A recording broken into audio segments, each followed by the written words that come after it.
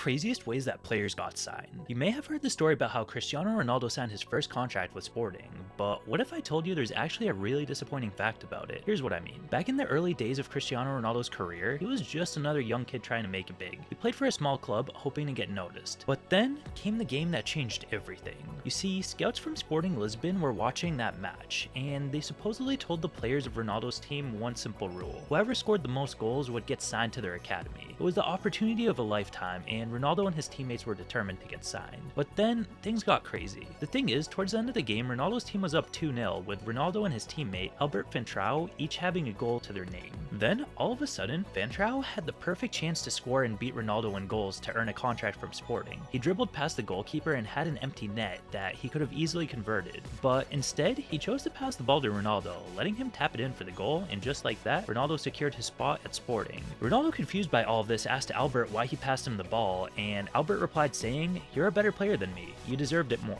But if you thought that was wild, wait until you hear what supposedly happened next. What I mean is, years later, journalists allegedly tracked down Albert Fantrao. Even though he never made it as a pro footballer, he was living a relatively luxurious lifestyle with a big house, and when asked how he could afford it, he simply smiled and said, "It's all thanks to Cristiano." This fueled rumors that Ronaldo had taken care of his childhood friend for sacrificing his own career. But here's the worst part of the story. As it turns out, there is no official record of that match. The scout's identity has never been confirmed, and Cristiano Ronaldo himself never publicly addressed the story either. To make matters even worse, some believe that Albert Fantrao doesn't even exist, and some say that the story was just made up to show Ronaldo's loyalty and gratitude, as it doesn't even make much sense for a scout to promise the top scorer a contract, since that just makes the opportunity useless for defensive players. But whether it's true or not, the story of Albert Fantrao has inspired many people.